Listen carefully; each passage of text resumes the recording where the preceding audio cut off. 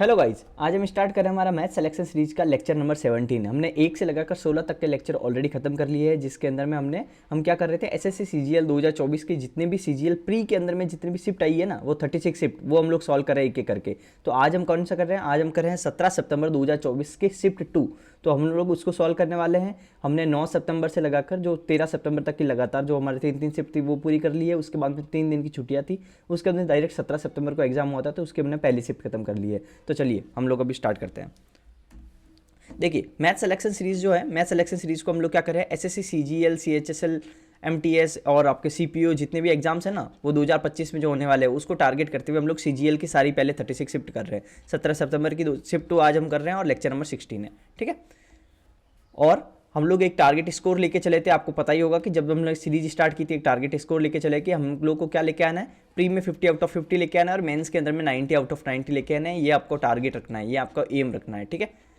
ठीक है, आपको जो इसके लिए करना पड़े वो आपको करना ही है। चाहे आप हमारी जो वन शॉट सीरीज चल रही है जिसके 2 लेक्चर ऑलरेडी आ गए हैं, चाहे आपने जो परसेंटेज का वन शॉट है और उसके बाद में प्रॉफिट एंड लॉस का वन शॉट है, ये दोनों जो आ गया है, अगर आपने वो नहीं किया है तो वो भी आप कर लीजिए। तो आपको चाहे वन शॉट करना पड़े, चाहे मैथ सिलेक्शन सीरीज करना पड़े, चाहे पीवाईक्यू सॉल्व करने पड़े, चाहे आपको 2023 के जो भी मॉक्स है वो आपको देने पड़े, तो आपको जो करना है आपको सब कुछ आपको करना ही है, ताकि आपको ना 50 आउट ऑफ 50 या फिर 90 आउट ऑफ 90 आप स्कोर कर पाओ। ये आपको एम रखना है। और मेरे ऑलरेडी मेंस के अंदर में 90 आउट ऑफ 90 रहे हैं, ठीक है, मैथ्स के अंदर में।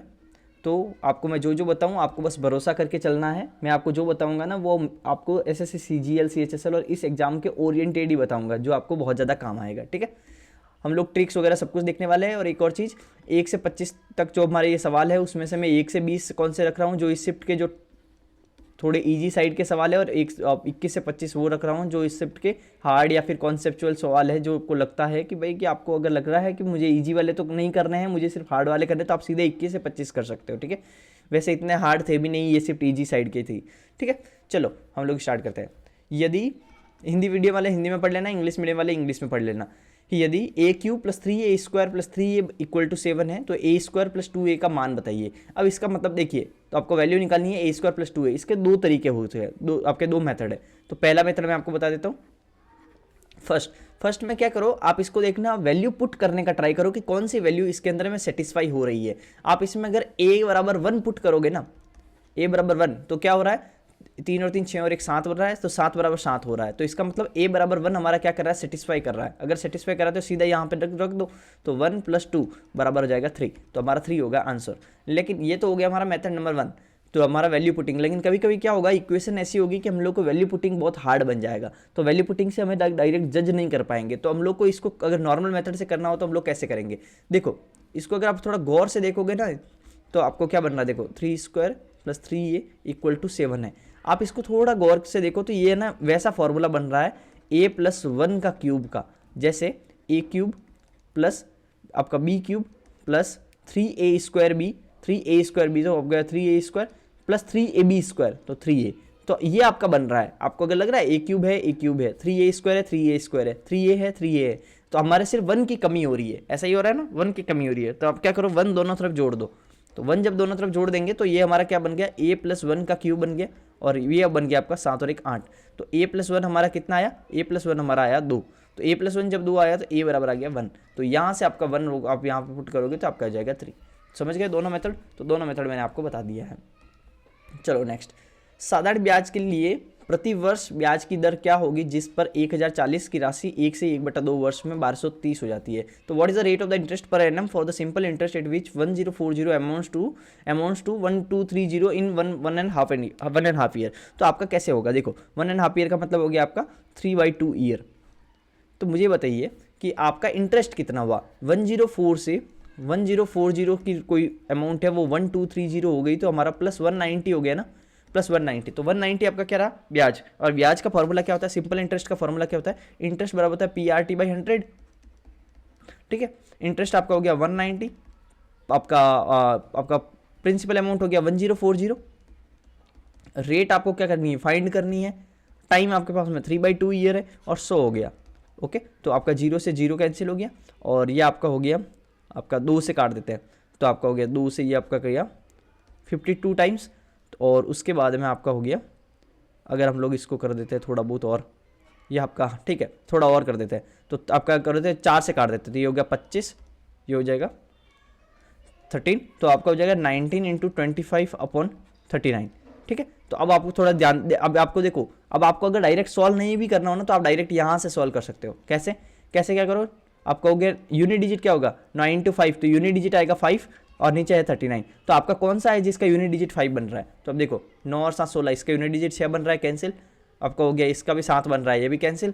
ये बनेगा, ये होगा 9 दूनी 18 और 7 25, इसका 5 बन रहा है, ये हो सकता है। उसके बाद 29 27 और 7 24, इसका यूनिट डिजिट 4 बन रहा है, ये भी कैंसिल, ठीक है। तो आप इसको फास्ट इस तरह से कर सकते हो, आप इसका मल्टीप्लाई करके डिवाइड भी करोगे तो भी यही आने वाला है, 12 और 7/39 ये आने वाला है, समझ गए। ये तो आप हमारा पहला। लेकिन अब देखो आपको एक चीज़ मैं और सिखाता हूँ कि आपको सिंपल इंटरेस्ट के अंदर में क्या है कि आपको ये इस तरह के फॉर्मूला हर समय लगाने के ना नीड नहीं है। आप इस तरह से फॉर्मूला मत खेलिए, आप इसको थोड़ा समझने का ट्राई कीजिए। कैसे, आपको क्या करना है कि देखो, आपको क्या करना है कि आपको ये पता चल रहा है कि भाई 190 मेरा ब्याज हुआ, 190 मेरा ब्याज हुआ, तो आपको क्या करना है कि आप ये देखो कि कितना परसेंटेज ब्याज हो गया। तो 190 मेरा ब्याज हुआ 1040 के ऊपर में, इंटू 100 करेंगे तो इतना परसेंटेज ब्याज हो गया ना मेरा, मतलब टोटल परसेंटेज कितना ब्याज हुआ, तो 190 रुपये का ब्याज बना है 1040 के ऊपर में, तो हमारा टोटल कितना हुआ, ये इतना परसेंटेज हुआ। और एक साल के अंदर में हमारा टोटल परसेंटेज इतना है और हमारे पास नंबर ऑफ ईयर इतना है, तो एक साल के अंदर में कितना होगा, ये तो साल, ये कितने साल में है, ये है तो आपका 3/2 साल के अंदर में, ये 3/2 ईयर के अंदर में इतना बना, तो एक ईयर में के अंदर में हमारा कितना बनेगा, इसमें सीधा डिवाइड कर दो, ठीक है, इंटू 100, 3/2 में 2 ऊपर चला जाएगा, 3/2 हो जाएगा ना, ऊपर चला जाएगा 2। तो ये अपना डायरेक्ट सॉल्व करो, इस तरह से आप सोचने का, इक्वेशन वही बन रही है, PRT/100 बराबर, आप अगर वो करोगे ना इंटरेस्ट, तो यही बन रही है इक्वेशन तो यही बन रही है। लेकिन बात क्या है कि सोचने का तरीका अलग है, ताकि कभी कभी सवालों में आपको ना डायरेक्ट निकालना है टोटल कितना परसेंटेज बना, उसमें डिवाइड कर दो नंबर ऑफ द ईयर, तो आपका 1 साल का इंटरेस्ट आ जाएगा। और जो 1 साल का इंटरेस्ट होता है वही तो रेट होता है, समझ में आ गया ना, मतलब 1 साल का इंटरेस्ट परसेंटेज होता है वही उसका रेट हो गया। तो ये आपका इस तरह से भी कर सकते हो। चलो आगे तीसरा में आपका क्या करना है, 2021 से 2022 में कारों के कुल लक्षित उत्पादन, 2021 से 2022 में कारों का कुल लक्षित उत्पादन का 2019 से 2022, देखो एक तो यहाँ पे और लिखा है और यहाँ से लिखा है, थोड़ा इस पर गौर करना, नहीं तो बहुत गड़बड़ करोगे, ये सिली हो जाएगा, फिर आप एग्जाम के बाहर आओगे और फिर बोलोगे सिली हो गया। तो 2019 से 2022 तक कारों के वास्तविक उत्पादन का अनुपात क्या है, पहले 2021 और 2022 का, फिर उसके बाद में आपका आएगा कारों के वास्तविक उत्पादन का कितना है। अब एक चीज़ ध्यान रखिएगा, यहाँ पे शायद मैंने लिखा नहीं है, ये जो है ना ये ब्लैक वाली, ये है आपका लक्षित वाला, ठीक है, लक्षित मतलब टारगेटेड, ये आपका है टारगेटेड वाली लाइन, और ये जो थोड़ा हल्का वाला है ना, ये है आपकी एक्चुअल प्रोडक्शन वाली, एक्चुअल प्रोडक्शन, ठीक है, ये आप ध्यान रखना, एक्चुअल प्रोडक्शन है आपकी दूसरी वाली, ठीक है, ये आप ध्यान रखना। अब चलो हम लोग क्या करते हैं कि 2021 और 22 में कारों के कुल लक्षित उत्पादन कितना हो गया, 80 और 70 हो गया आपका 21 और 22 के अंदर में, तो आपका हो गया 150, ठीक है। टारगेटेड हमारे कौन सा हुआ 2021 और 22 में 150 हो गया। उसके बाद में एक्चुअल प्रोडक्शन 2019 से 2022, ध्यान रखना 2 लिखा हुआ है यहाँ पे, सिर्फ 2019 और 22 में जोड़ देना, तो आपको पूरा जोड़ना है। तो आपका कितना हो गया, ये हो गया आपका 9 और 5 14, 14 और 15 16, 16 और 6 22, 22 का 2 असल का 2, उसके बाद में हो गया 6 और 5 11, 11 और 3 3 6, 11 और 6 17 और 18 19, 192। तो अब हमारा क्या हुआ, ये 192 हो गया, तो हमारे 150 और 192 का हम लोग को क्या लेना है, रेशियो लेना है, ठीक है, रेशियो लेना है। तो आपका ये हो गया आपका 75, ये होगा 9, और उसके बाद में हो गया 6, और उसके बाद में हम लोग इसको काट देते हैं, इसको हम लोग काट देते हैं 3 से, तो आपका हो गया 25 से 75, और ये 3 से करेंगे, 3 दूनी 6, ठीक है, 25 रेशियो 32। अब एक चीज़ और ध्यान रखना, यहाँ पे लिखा है 32 रेशियो 25 भी है और 25 रेशियो 32 भी है, तो यहाँ पे आपको ना एक बार वापस चेक कर लेना है कि क्या मैं सही लिख रहा हूँ, क्योंकि सिली करने के आपके चांस रहते हैं। तो आपको क्या है 2021-22 में कारों के कुल लक्षित उत्पादन का 2019-22 से, तो हम लोग को 150 ऊपर रखना है, 192, ये सही है, 25 रेशियो 32, तो ये हमारा आंसर ये होगा। तो आप देख लेना पहले किसका पूछा है, बाद में किसका पूछा है। चौथा, M और N क्रमशः 12 और 8 सेंटीमीटर त्रिज्या वाले 2 वृत्तों के केंद्र है, ठीक है, 2 वृत्तों के केंद्र है, और QR वृत्तों की उभयनिष्ठ स्पर्श रेखा है, MN 16 है, तो QR की लंबाई बताओ। तो क्या है, MN are respectively the centre of the 2 circle radii 12 and 8, QR is the common tangent to the circle. If MN 16, then what will be the length of the QR? देखो यहाँ पे क्या हुआ कि 2 सर्कल है, ठीक है, 2 सर्कल है जिसमें 12 और 8 कितना हो गया 20, और यहाँ पे हमारे हुआ 16, तो ये हमारा थोड़ा क्रॉस कर रहा है, थोड़ा पता चल जाएगा आपको, ये तो हुआ हमारा, इसका रेडियस तो है 12, इसका रेडियस है 8, ठीक है, इसका रेडियस है 8, और इन दोनों के बीच की जो डिस्टेंस है टोटल वो है 16। तो अब इसको ना डायरेक्ट फॉर्मूला आपको याद रखना है, इसका जो कॉमन टेंजेंट है, तो कॉमन टेंजेंट का फॉर्मूला मैंने क्या बताया था, यहाँ पे हमने क्या बोला, कॉमन टेंजेंट। तो कॉमन टेंजेंट का, डायरेक्ट कॉमन टेंजेंट का हमारे पास में फॉर्मूला क्या होता है, वो होती है L बराबर under D square minus R1 minus R2 का होल स्क्वायर, यही होता है ना। तो अब हमारे पास में क्या हुआ, अंडर डी स्क्वायर, डी कितना हुआ, दोनों सेंटर के बीच की डिस्टेंस, तो हो गया 16 square minus R1 minus R2, 12 में 60 गया 4, तो 4 का स्क्वायर। अब एक चीज़ और ध्यान रखो, इसमें से 4 कॉमन ले लो, 4 कॉमन लोगे तो 4 स्क्वायर कॉमन ले सकते हो अब इसको, 4 स्क्वायर का 4 बाहर आ जाएगा, ऐसे कर सकते हो। उसके बाद में यहाँ पे क्या बचा, 4 का स्क्वायर बचेगा, 4 चौक 16 बचेगा, 16 में से 1 गया तो हो गया 15। तो ये आप इस तरह से कर सकते हो, इस तरीके से कर सकते हो। लेकिन अगर आपको दूसरे तरीके से करना है तो आप क्या करो, ए स्क्वायर माइनस बी स्क्वायर जो है ना, उसको आप ए प्लस बी और ए माइनस बी कर दो, ए प्लस बी और ए माइनस बी, ए प्लस बी और ए माइनस बी करोगे तो क्या होगा, 16 और 4 20, और 16 में से 4 गया आपका हो गया 12। तो अब आप 20 को क्या कर सकते हो, 5 इंटू 4 कर सकते हो, और इसको 3 इंटू 4 कर सकते हो। गुणा मत कर देना, गुणा करोगे तो फिर आपको है ना प्रॉब्लम हो जाएगी। तो 4, ये 4 स्क्वायर है तो 4 बाहर निकाल दो और बाकी हो गया 15। तो इस तरह से भी कर सकते हो, ठीक है, आपको जैसा मन करे। बस ये चीज़ ध्यान रखना कि ये मत कर देना 16 16 256 में से 16 गया, फिर अंडर रूट 240, फिर आप सोचते बैठ जाओगे कि इसको मैं कैसे लिखूं, ठीक है। तो आपको इस तरह से करना है तोड़ तोड़ के। तो ये तो होगा पहली चीज़, इसको बोलते हैं डायरेक्ट कॉमन टेंजेंट।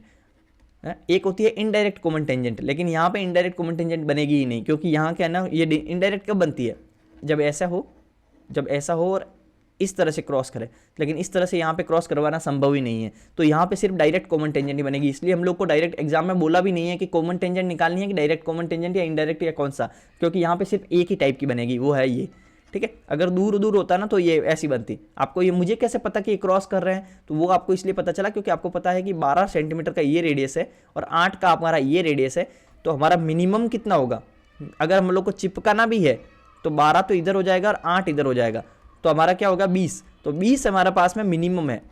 अगर 20 सेंटीमीटर से ज़्यादा डिस्टेंस है सेंटर टू सेंटर तभी वो दूर होंगे, 20 से अगर कम है तो इसका मतलब वो क्या हो जाएंगे, क्रॉस हो जाएंगे। मैं आपको डिटेल में सब कुछ बता दिया हूँ, ठीक है। चलो आगे, यदि एक बेलन की ऊंचाई और व्यास क्रमशः, ऊंचाई कितनी है, ऊंचाई है ये, और व्यास कितना, रेडियस कितना हो जाएगा, रेडियस हो जाएगा 28 है तो 14 हो जाएगा, ठीक है, ऊंचाई हो जाएगी 12। आगे, तो कुल पृष्ठीय क्षेत्रफल और वक्र पृष्ठीय क्षेत्रफल का अनुपात बताओ। देखो टोटल सरफेस एरिया और कर्व्ड सरफेस एरिया का आपका निकालना रेशियो। और आपको पता है कि किसी सिलेंडर के लिए टोटल सरफेस एरिया और कर्व्ड सरफेस एरिया, टोटल का फॉर्मूला क्या होता है 2 पाई r प्लस h, और कर्व्ड सरफेस एरिया क्या होता है 2 पाई r h। 2 पाई r से 2 पाई r कैंसिल हो गया, r plus H upon r minus r plus H upon h। तो r प्लस एच कितना होगा 14 और 12 26, और h कितना हो गया, h हो गया आपका 12, तो हो गया 13/6, तो 13 रेशियो 6। अंडरस्टूड। एक चीज़ आपको ध्यान रखना है कि ये आपको डायरेक्ट याद रखना है, ऐसा नहीं है कि 2 पाई काट रहे हो लिख रहे हो, ऐसे एग्जाम में इतना लिखने का टाइम नहीं है। सीधा सीधा आपको याद होना चाहिए कि इन दोनों का ratio r plus H upon H होता है, ठीक है।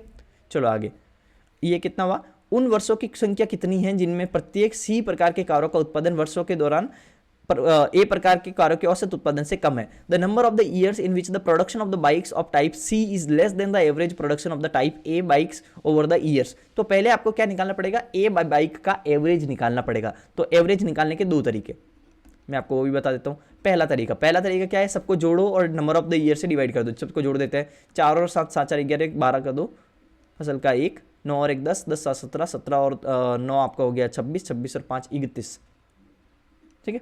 31 का हासिल का 3 3 4 5 6 7 और 8 और 9 912 हो गया। 912 में आप डिवाइड करोगे 3 और 4 का डिवाइड करोगे क्या होगा, 4 दूनी 8 और 1 4 दूनी 8 8 चौक 32 228। तो ये तो हो गया आपका पहला, कि पहला में क्या हुआ, सबको जोड़ा और उसके बाद नंबर ऑफ द ईयर से डिवाइड कर दिया। दूसरा मेथड क्या है, मेथड ऑफ डेविएशन, ठीक है, मेथड ऑफ डेविएशन, विचलन का मेथड डेविएशन, ठीक है, मेथड ऑफ वेरिएशन। तो अब इसके अंदर में हम लोग क्या करते हैं कि हम लोग ये एज्यूम कर लेते हैं कि हमारा कोई एक एवरेज होगा।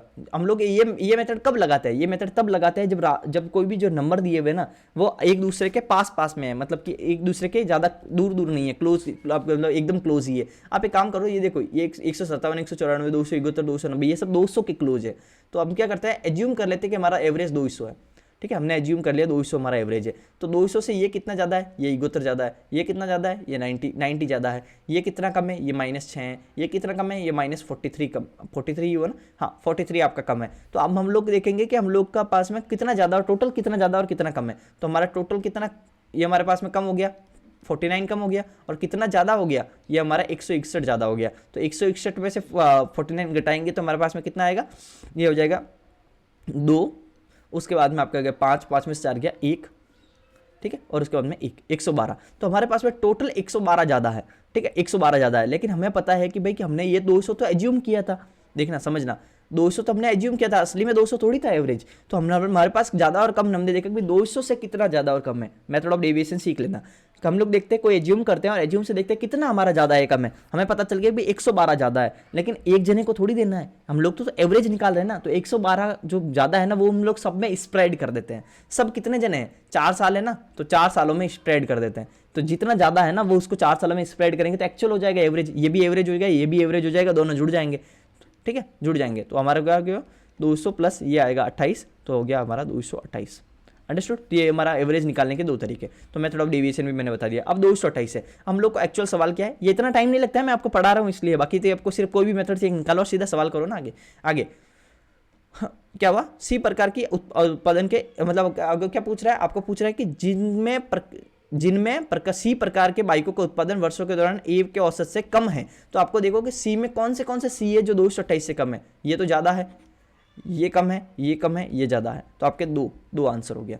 तो ये पूछ क्या जाता है कि सी में कौन से जो ऐसी बाइकों का उत्पादन है जो ए से कम है। तो ए से कम हमने देख लिया, 2 ही है, ठीक है। चलो आगे, एक कंपनी में पुरुषों और महिलाओं का अनुपात 5:3 है। तो मेन और वुमेन ये कितना है, 5:3 है। आगे, जब कंपनी में 150 अतिरिक्त महिलाओं को नियुक्त किया जाता है तो अनुपात 5:4 हो जाता है। तो 5:4 हो जाता है। तो कितने पुरुष कार्यरत थे। अब ये क्या बोल रहा है, वुमेन को जब हमने 150 बढ़ाया, तो सबसे पहले तो ये देखो कि वुमेन को बढ़ाया है तो इसका मतलब मैन को तो कुछ नहीं बढ़ाया है। तो मैन हमारे पास में बराबर होने चाहिए, पहले मैन जितने थे उतने बाद में भी होने चाहिए। तो पहले यहाँ पे 5 लिखा है, बाद में भी यहाँ पे 5 लिखा है, तो हमारा ये सवाल बहुत ईजी हो गया है।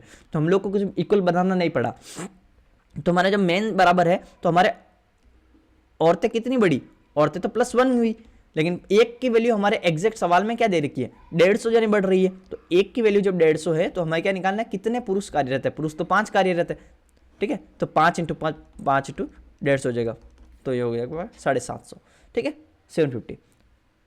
चलो आगे, वैसे इसका एक और तरीका, एक और चीज़ बता देता हूँ आपको कि अगर मान लो ऐसा होता, वैसे ये सवाल तो ज़्यादा इजी दे दिया, थोड़ा हार्ड बनाते हैं, थोड़ा हार्ड क्या होगा, ये 5:3 है, लेकिन मान लो कि आपको दे देता 7:, दूसरी बार में ये आपको 5:4 ना देके ऐसे बोलता है कि 7:5 बन रहा है, ऐसा बोल देता 7:5 बन रहा है। तो अब हमारे पास में क्या है, ये 5:4 ना देके 7:5 बोलता। तो हम लोग क्या करते हैं, हम लोग को पता है कि औरतें बढ़ रही है, आदमी थोड़ी बढ़ रहे हैं। आदमी जब बढ़ नहीं रहे हैं तो हम लोग को आदमी को इक्वल बनाना पड़ेगा। क्या कराना पड़ेगा, इक्वल बनाना पड़ेगा। तो इक्वल कैसे बनाएंगे, हम लोग को 5 को पहले हम लोग क्या करेंगे, आपका 7 से मल्टीप्लाई कर देते हैं। तो इस इक्वेशन को 7 से मल्टीप्लाई करेंगे और इस इक्वेशन को 5 से मल्टीप्लाई करेंगे। अंडरस्टूड। तो हमारा क्या होगा, 35:21 हो जाएगा यहाँ पे, फिर यहाँ पे हो जाएगा 35:25। अब हम लोग देखेंगे कि भाई हमारा कितना बड़ा, हम लोग का 4 बड़ा, ठीक है, लेकिन 4 की वैल्यू सवाल में क्या दे रखी होगी, 150 दे रखी होगी। तो 1 की वैल्यू क्या हो जाएगी, 150/4 हो जाएगी। फिर हमें पूछेगा कि भाई कितने ये सिर्फ इस मैं इतना सा चेंज किया हूँ, ध्यान रखना, ये 7:5 लिखा हूँ, तो हमारा सवाल सॉल्व कर रहा हूँ ताकि आपके लिए थोड़ा सब कुछ कॉन्सेप्ट क्लियर हो जाए। तो 150/4 बनेगा और 1 की वैल्यू 150/4 है, तो हमारे पास में 35 की वैल्यू, हमारे आदमी कितने हुए, 35 ही तो आदमी है, 70 मत कर देना, ये तो अलग अलग सिचुएशन में रेशियोज है। तो आदमी तो 35 ही है ना, 35 हो गया। तो ऐसे आपका आंसर हो जाएगा। समझ में आया कि नहीं आया, सब कुछ मैंने बता दिया। आगे, निम्नलिखित को सरल कीजिए। 16 16 80, 80 में से 15 गया 65, 65/16 इंटू ये आपका हो गया 25, 25/13, 1365, ये हो गया 25 बजे 125, 125/16, तो ये आपका हो गया आपका। इसको भी आप वापस वही वाला चीज़ कर सकते हो, इसको डायरेक्ट यूनिट, वैसे तो इतना जरूरी नहीं है, लेकिन आपको बस ये ध्यान रखना है कि यूनिट डिजिट आपको ध्यान रखना है। यूनिट डिजिट से ऐसे जब बड़े बड़े आ जाता है ना, तो आपको सिर्फ यूनिट डिजिट से करना है। ये तो छोटा है, 7 42 और 1 43, ये तो कैंसिल हो गया, 7 42 और 5, ये यूनिट डिजिट 5 बन रहा है, ये आंसर हो गया। तो आपको ज़्यादा सोचना नहीं पड़ा, ठीक है। तो ये भी आप कर सकते हो, अंडरस्टूड ना। और मैं ये क्यों नहीं चेक किया हूँ, ये तो इतना तो मुझे पता है ना, 5 तो आने वाला नहीं है, ठीक है। आगे, 30 छात्रों का एक समूह एक परीक्षा में उपस्थित 30 छात्रों का एक समूह एक परीक्षा में उपस्थित हुआ। 12 छात्रों का औसत स्कोर कितना है, 62 है। तो 12 का एवरेज कितना है, 62 है। आगे क्या बोल रहा है, बाकी का 76 है। बाकी कितने बचे, 18 का कितना है, 76 है।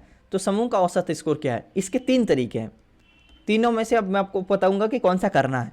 पहला तरीका तो समूह का औसत पूछ रहा है ना, तो पहला तरीका क्या हुआ कि पहले तो आप 62 और 62, पहला तरीका जो सबसे खराब तरीका है, तो आप वो सबसे खराब क्या है, 12 इंटू 62 प्लस 18 इंटू 76 बटा 30, 18 12 30। तो ये तरीका है कि आप 62 है ना एवरेज, तो 12 जनों का कितना वजन हुआ 62 इंटू 12, और 18 जनों का कितना हुआ 76 इंटू 18, और उसके बाद में टोटल जने कितने हैं 30। तो ये तरीका है पहला, लेकिन ये सबसे घटिया तरीका है, ठीक है, ऐसे नहीं करना है। उसके बाद में दूसरा तरीका क्या हुआ, हम लोग इसका रेशियो ले सकते हैं, ठीक है, तो 6 दूनी 12 और 6 3 18, तो 2:3 है, 2:3 है। तो दूसरे मेथड हम लोग क्या करेंगे, 2 इंटू 62, हमारा हम लोग किसी का भी क्वांटिटीज का रेशियो लेके भी कर सकते हैं, अगर हमें एक्चुअल वैल्यू लेने की जरूरत नहीं होती है, ध्यान रखना। 2 इंटू 62 प्लस 3 इंटू 76 बटा 3 और 4 5, तो ये भी कर सकते हो, लेकिन ये भी मेथड हमें नहीं करना है, समझ गए, रेशियो से भी हम लोग को इसमें जाना है मेथड ऑफ डेविएशन, क्योंकि यहाँ से मल्टीप्लाई करना पड़ेगा, ठीक है ना, मल्टीप्लाई करना पड़ेगा। अगर मान लो एक और संख्या होती तो फिर मल्टीप्लीकेशन थोड़ा सा टेढ़ा पड़ जाता ना। तो आप क्या करो, ऐसा मान लो कि इन दोनों के बीच में क्या है 70 है, हम तीसरा जाएंगे, ये तो आपका वेटेड एवरेज से हो रहा है, ये किससे हो रहा है, वेटेड एवरेज से हो रहा है, ठीक है। लेकिन हम लोग अभी जाएंगे मेथड ऑफ डेविएशन से, मेथड ऑफ डेविएशन से जाएंगे। उसमें क्या करते हैं कि हम लोग एक एज्यूम कर लेते हैं कि हम लोग का एक एवरेज है 70, ये बीच में मान लिया 70 से ये कितना कम, ये 8 कम, ये 70 से कितना ज़्यादा 6 ज़्यादा, एक जने में 8 कम, तो 2 जने में कितना कम है 16 कम है, 2 जने में कितना कम है 16 कम हो जाएंगे, और 3 जनों में कितना ज़्यादा हो जाएंगे 18 ज़्यादा हो जाएंगे। तो टोटल हमारे पास में कितना ज़्यादा हुआ 2 ज़्यादा हुआ, और हम लोगों ने 70 माना था, तो 70 तो हमने माना, 2 हमारे पास में ज़्यादा है, लेकिन 2 ये तो एवरेज है, लेकिन ये तो 2 टोटल हो गया ना, तो टोटल को भी तो एवरेज बनाओ पहले, कितने जनों में ज्यादा है, ये टोटल 5 जनों में 2 ज्यादा है, तो एक जने में कितना ज्यादा हुआ, तो हो गया 0.4, तो हमारे पास में हो गया 70.4, तो अंडरस्टूड ना। तो ये आपका हो गया 70.4। समझ में आया कि नहीं आया, मेथड ऑफ डेविएशन का मतलब समझ में आ गया ना पूरा। 2:3 में है, ये आपका 62:76 है, हम लोग ने 70 मान लिया, 70 से ये -8 है, 70 से ये -8 है, और ये 70 से +6 है, तो आपका 2 जनों में कितना कम हो जाएगा -16, एक जने में कितना कम हो जाएगा, एक जने में कितना टोटल कितना ज़्यादा हो जाएगा 18, तो हमारा एवरेज हमारा टोटल कितना ज़्यादा हो गया 2 हमारा ज़्यादा हो गया, 2 हमारा ज़्यादा हो गया, तो ये 2 तो सारे में ज़्यादा है, ओवरऑल ज़्यादा है, तो एक जने में कितना ज़्यादा हुआ 2/5, तो हो गया 0.4 ज़्यादा हुआ, हमें कहीं मल्टीप्लाई करने की जरूरत नहीं पड़ी ना, सब इजी कैलकुलेशन में हो गया, और 0.4 हमारा हो गया ज़्यादा हो गया, और हमने एज्यूम 70 किया, तो 70 + 0.4 हो गया हमारा 70.4। समझ में आ गया ना पूरा, वापस 2 बार बता दिया हूँ। 10वां, एक वस्तु 2 हाथों से गुजरते हुए मूल लागत के 40% के कुल लाभ पर बेची जाती है, तो ये 40% तो कुल लाभ हुआ। यदि पहला डीलर 30% का लाभ कमाता है, तो दूसरा डीलर का अर्जित राशि क्या है। An article passing through the 2 hands sold at total profit is 40% and the original cost price at the original cost price, if the first dealer makes a profit of the 30% then the profit percentage made by the second dealer is. तो अब देखिए, इसको करने के भी 2-3 तरीके हो सकते हैं। तो पहला हमारे पास में क्या हुआ 40% का कुल लाभ हुआ, तो 40% को हम लोग क्या लिख सकते हैं 2/5, मतलब 5 की चीज में 2 का फायदा, मतलब 7/5, तो पहले में 7/5 हुआ, मल्टीप्लाई किया, दूसरा डीलर सॉरी ओवरऑल है ना ये 7/5, तो पहले डीलर को कितना 30% का लाभ हुआ, तो 30% का मतलब क्या हो गया 3/10, तो 10 पे 3 का फायदा, मतलब 13/10। तो पहला डीलर पे इतना, दूसरे डीलर पे हमारा फायदा हम लोग को निकालना है, तो मैं x मान लेता हूँ, तो हमारा ओवरऑल कितना हो गया, ओवरऑल हो गया आपका 7/5। जब इन दोनों का आप करेंगे तो हमारे 7/5 हो गया, तो हमारे पास x बराबर क्या आ गया, ये 5 से 1 काट दिया 2, ये हो गया 7 दूनी 14, 14/13।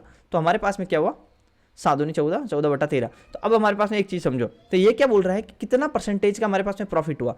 तो अब देखो कि कितना हो रहा है, 1/13 का प्रॉफिट हो रहा है ना, 1/13, तो 1/13 को हम लोग क्या लिख सकते हैं परसेंटेज के अंदर 100/13, ठीक है। तो ये आपका हो गया, ये इसमें भी वापस यूनिट डिजिट लगा दो, तो ये आपका हो गया 7, 21 और 9, ये आपका बन रहा है, ठीक है। ये नहीं बन रहा है 6, 18, 19, 20, 21, ये भी नहीं बन रहा है 8, 24, 36, ये बन रहा है ना। तो आपका क्या करो, तो आपका 13, 7, 91, तो सीधा 13, 7, 91 बन रहा है ना, ये तो हमारा बन ही नहीं रहा है, ज़्यादा हो रहा है। तो आप इसको भी डायरेक्ट कर सकते हैं 13, 7, 91 और 9/13, 7 से 9/13, आपको ज़्यादा करने की जरूरत नहीं है। तो आपको ये समझ में आ गया होगा। एक और चीज़ मैं आपको इसमें क्या बता रहा था कि ये तो आपका कौन सा मेथड हुआ, इसको बोलते हैं सीरीज़ का मेथड,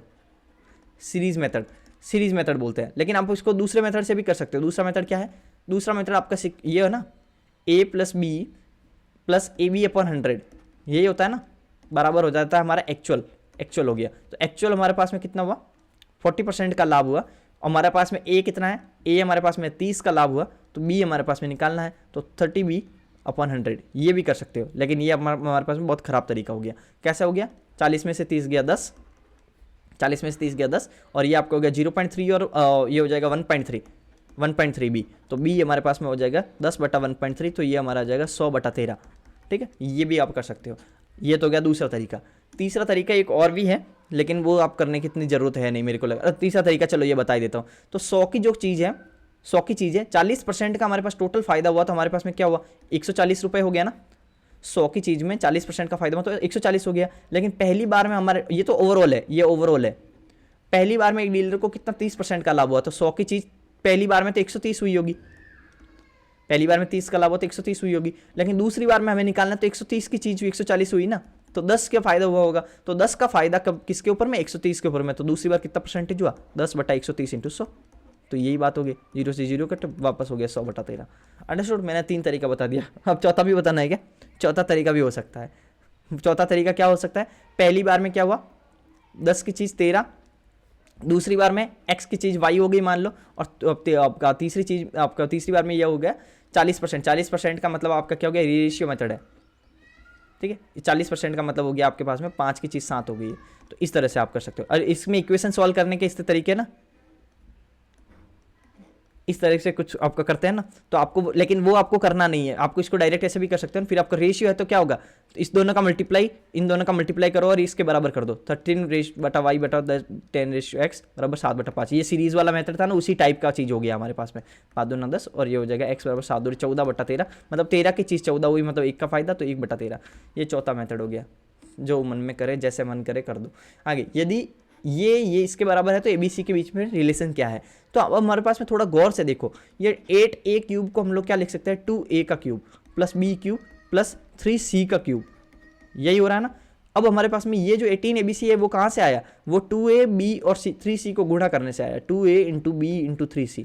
ठीक है, ये कितना हो गया आपका, सॉरी, ये करने के बाद में 3 का मल्टीप्लाई और हुआ है। ठीक है, 3 दूनी 6, 6 3 18, मतलब 3 × ये पूरा हुआ, 3 × ये करेंगे तो हमारे पास में टोटल 18 ABC आ रहा है। तो अब हमारे पास में समझो ये क्या हो रहा है, मैं इसको अगर x मान लेता हूँ, इसको अगर y मान लेता हूँ, इसको अगर अंदर का z मान लेता हूँ, तो x³ + y³ + z³ हो रहा ना, z³ बराबर, ये जो मैं 3 से मल्टीप्लाई किया इसको मैं तो 3 रख देता हूँ, इसको x y और z, तो x y z।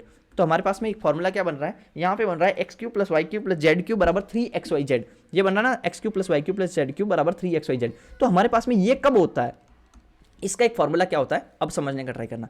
इसका एक फॉर्मूला होता है x³ + y³ + z³ - 3abc equal to होता है, abc क्यों लिख रहा हूँ, 3xyz। 3xyz इक्वल टू होता है x + y + z bracket x² + y² + z² minus xy - yz - zx। ये होता है ना फॉर्मूला। अब समझो कि अब समझने का ट्राई करना कि हमारे पास में ये है ना 0, अगर मैं इसको बराबर कर रहा हूँ कि भाई x³ + y³ + z³ equal to 3xyz है, क्योंकि यहाँ पे है ना, यहाँ पे क्या है, x³ + y³ + z³ equal to 3xyz है। तो हमारे पास में ये बनाने के लिए मुझे ये वाला टर्म 0 करना पड़ेगा। ये टोटल टर्म 0 करने के लिए मैं ये बोल सकता हूँ ना, x + y + z क्या है, 0 है। ठीक है, अगर ये चीज़ 0 होगी, तो टोटल मल्टीप्लाई 0 हो जाएगा, और टोटल मल्टीप्लाई अगर 0 होगा तो x³ + y³ + z³ बराबर आ जाएगा x³ + y³ + z³ - 3xyz बराबर हो जाएगा 0 के। तो ये इधर आएगा तो ये आपका बराबर में हो जाएगा बराबर 3xyz। अंडरस्टूड। तो ये आपका केस कब बन रहा है, जब x + y + z बराबर 0 बन रहा है। लेकिन एक और चीज़ है, आपको इन डेप्थ बता देता हूँ। तो एक तो हुआ ये चीज़, लेकिन सिर्फ x + y + z 0 हो तभी 0 नहीं आता है, ये पूरा चीज 0 नहीं बनता है। एक और चीज है, क्योंकि हम लोग एक दूसरा फॉर्मूला भी होता है, एक दूसरा फॉर्मूला जो होता है उसको फॉर्मूला को समझने का ट्राई करो। एक फॉर्मूला और होता है x³ + y³ + z³ - 3xyz का फॉर्मूला क्या है, एक और है, उसको क्या बोलते हैं, 1/2 x + y + z ब्रैकेट, बड़ा वाला ब्रैकेट, ये हो जाएगा x माइनस, आपका पहले बड़ा वाला ब्रैकेट बाद में लगाते, पहले देखिए x² आपका हो गया, तो 1/2 x + y + z, तो ये हो जाएगा x - y का whole square plus y - z का whole square plus z - x का होल स्क्वायर। ये जो चीज होती है ना, इसका इसका भी जो होता है ना, इसका भी फॉर्मूला, इसका भी जो चीज होता है वो भी यही होता है, यही फॉर्मूला होता है। इसको आप करने का ट्राई भी करोगे तो आपको पता चल जाएगा, क्योंकि इसको आप खोलोगे ना तो आपका ये बनेगा 2 into x square plus y square, ये जो अंदर लिखा हुआ ना ये पूरी पूरी चीज बनेगी, 2 से 2 कट जाता है, तो यही डेरिवेशन है इसका वापस। तो ये दूसरा एक और फॉर्मूला होता है, लेकिन अब मैं इसको अच्छे से लिखूँ क्या, समझ में तो आ गया होगा मेरे हिसाब से, लिखने की नीड इतना है नहीं। चलो इसको हटा देता हूँ और ये बड़ा ब्रैकेट लगा देता हूँ, ठीक है। ये आपका चीज़ है, ये जेड है, तो x 1/2 x plus y plus z बड़ा ब्रैकेट एक्स माइनस वाई का whole square plus y minus z का whole square plus z minus x का होल स्क्वायर। तो ये इसका फॉर्मूला एक तो ये भी है और ये भी है, दोनों है। तो पहले वाले फॉर्मूले से मैंने क्या देखा कि अगर मैं x plus y plus z को 0 बना देता हूं तो टोटल टर्म 0 हो जाएगा। और यहाँ दूसरे वाले फॉर्मूला से हम लोग एक और चीज निकाल सकते हैं कि मान लो ये 0 नहीं है, जोड़ 0 नहीं है, तो इसको 0 बना देते हैं दूसरे वाले टर्म को। ये दूसरा वाला टर्म 0 कब होगा, जब मान लो जब हमारा x है ना y के बराबर हो जाए और y हमारा z के बराबर हो जाए, तो x माइनस वाई 0 आ जाएगा, y माइनस जेड 0 आएगा, z माइनस एक्स भी 0 आएगा, तो ये पूरा 0 हो जाएगा ना। तो अगर हम लोग इसको 0 बनाते हैं तो ये कंडीशन आती है। तो इसका मतलब टोटल क्या हुआ, टोटल हमारे पास में ये चीज हुआ कि अगर x plus y plus z equal to 0 है तो हमारे पास में क्या आता है, तो हमारे पास में आता है x cube plus y cube plus z cube 3abc 3xyz के बराबर आता है। और एक हमारे पास में अगर x बराबर वाई बराबर जेड है तो भी हमारे पास में ये चीज आती है। तो हमारे पास में ये चीज याद कर लो, अब याद कर लेना ये चीज कि अगर हमारे पास में x plus y plus z equal to 0 है तो ये आता है, और x बराबर वाई बराबर जेड आता है तो ये आता है। इन दोनों में से कुछ होना चाहिए, या तो ये हो या ये हो, तभी ये आएगा। तो अगर ये आ रहा है तो हम लोग एक एज्यूम कर लेते हैं कि ये होगा मान लो, तो ये होगा। अगर मान लिया तो हम लोग को ये यहाँ पे क्या बनाना पड़ेगा, यहाँ पे 2a plus b plus 3c, इसको होना पड़ेगा 0 के इक्वल। x की वैल्यू 2a थी, y की वैल्यू b थी और z की वैल्यू 3c होगी, तो ये होगी। तो हमारे पास में 2a प्लस 3c बराबर हो जाएगा, जो हमारे पास में यहाँ से आ सकते हैं, यहाँ से देखो b प्लस 3c बराबर -2 है, यही बन रहा है ना, b प्लस 3c बराबर हो गया -2 है। तो ये हमारे पास में ये आंसर हो गया, ये कैंसिल। अंडरस्टूड, ये चीज़ हो गई। अगर हम लोग ये ले बोले कि भाई ये हो रहा है तो ये भी तो हो सकता है, लेकिन हमारे पास में चाहिए ही नहीं, हमें तो कोई भी एक देना चाहिए ना भाई कि ये क्या बोल रहा है, देन द रिलेशन ABC के बीच में क्या है, तो ये रिलेशन है। एक और भी चीज़ हो सकती है कि 2a बराबर हो b के बराबर हो 3c के, लेकिन ऐसा मेरे पास में ऑप्शन में नहीं है, 2 बराबर वाले ऑप्शन में नहीं है, तो हम लोग को बस ये देखना है, ठीक है। बाकी ये दोनों केस हो सकते हैं, ठीक है। मैंने आपको बहुत इन डेप्थ बता दी है सारी, ऐसा लग रहा है अलजेब्रा पूरा आपको इस टॉपिक का पढ़ा ही दिया है, ऐसा लग रहा है। चलो 12वां, ये क्या हुआ, यदि रसायन विज्ञान मतलब केमिस्ट्री में उच्च अध्ययन करने के लिए रसायन विज्ञान में न्यूनतम 40% अंक आवश्यक है। तो टोटल देखो कि कितने अंक है, 50 है, उसका 40% कितना हुआ, 20 हुआ। 50 का 40% कितना होता है, 20। तो मतलब हमारे पास में 20 नंबर है, तो अंक आवश्यक है। तो कितने छात्र रसायन विज्ञान में उच्च अध्ययन के लिए पात्र होंगे, ये क्या बोलता है, if a minimum of 40% mark in the chemistry is required to pursue higher study in the chemistry, how many students will be eligible to pursue higher study in the chemistry. तो ये क्या बोल रहा है कि 20 नंबर से जो आदमी ज्यादा लेके आएगा वही है ना आगे पढ़ पाएगा केमिस्ट्री में। 20 से ज्यादा कितने जने लेके आ रहे हैं, देखो 40 और उससे अधिक 4 जने हैं, 30 और उससे अधिक 21, 20 और उससे अधिक 66 जने, 66 हमारे पास में आंसर हो गया, ठीक है, 20 से ज़्यादा अधिक। चलो आगे, एक दुकानदार अपने सामान पर 40% की छूट देता है और वह आगे 20% की छूट देता है, तो उनकी क्रमिक छूटों का एकल छूट क्या होगी, बस हो गया, सक्सेसिव निकालना है। सक्सेसिव क्या होता है, a plus b plus a b अपन 100, यही होता है ना। तो a कितना हुआ 40, b कितना हुआ 20, आपका सॉरी a प्लस बी, अब क्या छूट की बात करें ना, ये तो होगा टोटल वाला, लेकिन अगर हम लोग इसको माइनस में भी लेके चले, छूट है तो हम लोग क्या लेंगे, -40 लेंगे, ये होगा -20 होगा, और माइनस प्लस हो जाएगा, तो प्लस 40 × 20/100। तो ये हमारे पास में होगा, ये हमारा यूनिवर्सल फॉर्मूला, ध्यान रखना। अगर हम लोग यूनिवर्सल फॉर्मूला को ले रहे हैं ना, तो हम लोग को ऐसे लेना है, -40 साइन लेना है। अगर हम लोग पर्टिकुलर छूट के लिए ही फॉर्मूला होता है तो वो होता है a plus B minus AB/100, यहाँ पे साइन लेने की जरूरत नहीं है। हमारे पास में क्या होगा, -60 प्लस ये होगा 4 दूनी 8, तो ये हमारे पास में हो जाएगा -52%। तो हमारे पास में 52% की छूट हो गई। अगर हम लोग डायरेक्ट ये फॉर्मूला लगा, ये यूनिवर्सल वाला फॉर्मूला मैं आपको ये बता दिया हूँ। अगर सिर्फ छूट का बात करें तो हम लोग डायरेक्ट ये फॉर्मूला भी लगा सकते हैं। इसके अंदर में क्या लगेंगे, 40 प्लस 20 -40 × 20/100, ठीक है, 60। इसमें हम लोग को साइन लेने की जरूरत नहीं पड़ी, 4 दूनी 8, तो ये हो गया 52%। हमारे पास सिर्फ साइन का डिफरेंस आता है, बाकी हम लोग ये भी फॉर्मूला लगा सकते हैं, ये भी लगा सकते हैं, लेकिन ये लगाओ तब हम लोग को साइन लेना है। साइन मतलब क्या हुआ, छूट बोल रहा था नेगेटिव लेना है, लेकिन इस फॉर्मूला में फिर छूट का ही फॉर्मूला, ये तो ये फॉर्मूला ही छूट का है, तो मतलब डिक्रीज का फॉर्मूला है, तो डिक्रीज का फॉर्मूला है तो फिर यहाँ पे साइन लेने की जरूरत नहीं। मैंने दोनों तो चीज़ बता दी है आपको क्यों क्या हो रहा है, क्योंकि ये बहुत कन्फ्यूजन होता है। शुरू शुरू में आप तैयारी करोगे ना तो आपको लगेगा कि यार कभी तो ये फॉर्मूला आ जाता है, कभी ये फॉर्मूला आ जाता है, कुछ समझ ही नहीं आ रहा है कि माइनस कब था प्लस कब था, बहुत कंफ्यूज होता है। ठीक है, तो आपको ये चीज़ ध्यान रखना है कि ये यूनिवर्सल फॉर्मूला है, इसके अंदर में साइन की अहमियत है और ये छूट का फॉर्मूला है। ठीक है, डायरेक्ट लगा सकते हो। अगर इसको भी छूट में लगाना है ना तो आपको साइन लेना पड़ेगा, माइनस को कंसिडर करना पड़ेगा। अंडरस्टूड ना? चलो आगे। समचतुर्भुज पी क्यू आर एस में ओ कोई आंतरिक बिंदु है।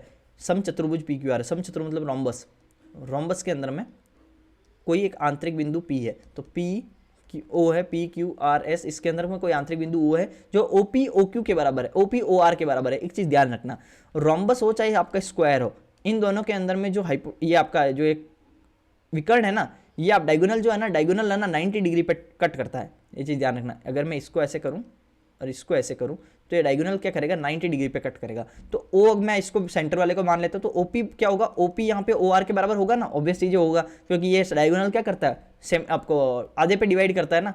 तो ये हो गया पॉइंट। अब हमारे पास में क्या होगा, कौन एस ओ क्यू का डिग्री का माप क्या है, एस ओ क्यू, तो ये तो एक सीधी लाइन हो गई ना, एस ओ क्यू तो क्या हो गई, सीधी लाइन, तो 180 डिग्री बन गया, सीधा सीधा खत्म हो गया ये तो।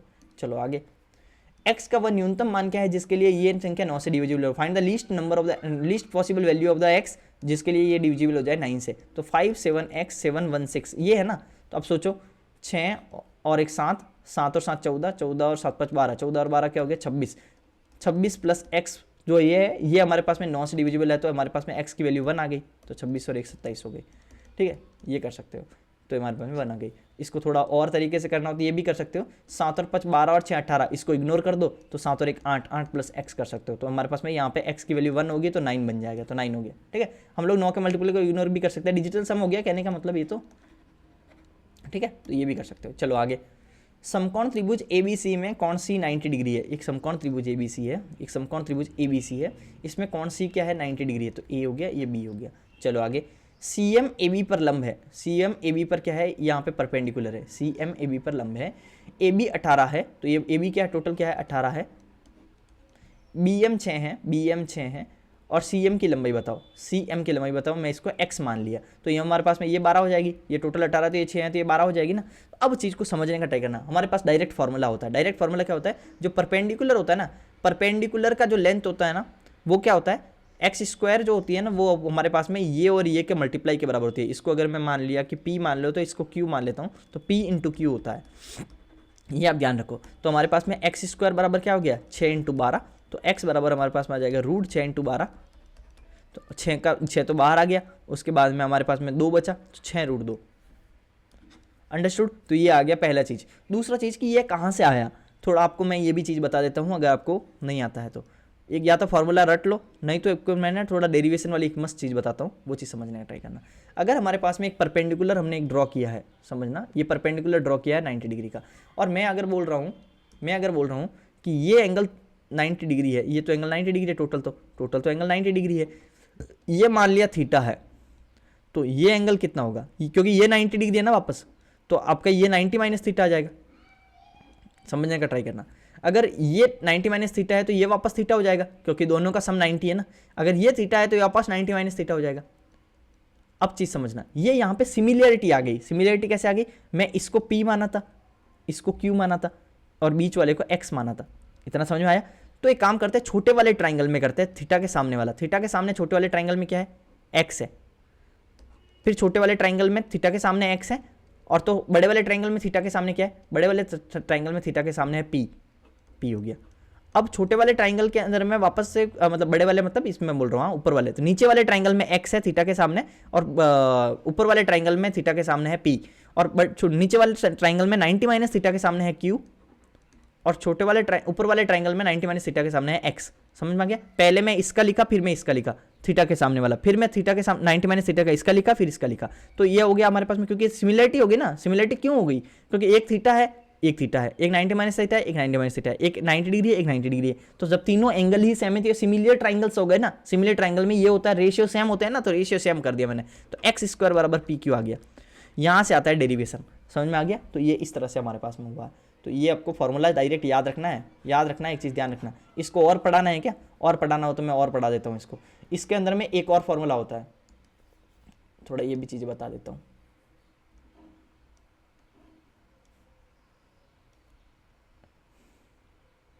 ये 90 डिग्री अगर है ना, अगर ये ए है, अगर ये बी है, तो ये जो कट करता है ना, ये ए स्क्वायर अनुपात बी स्क्वायर के अंदर में कैंसिल करता है। ये चीज़ ध्यान रखना है, ये आपको ए रेशियो बी है तो a square ratio B square में, और जो एरिया होता है ना वो भी ए स्क्वायर रेशियो बी स्क्वायर के अंदर में डिवाइड होता है। ये पूरा एरिया जो है वो ए स्क्वायर ऊपर वाला हो जाता है, नीचे बी स्क्वायर, ये रेशियोज के अंदर में डिवाइड होता है। ये भी मैं आपको नॉलेज के लिए बता दिया हूँ। अंडरस्टूड। चलो आगे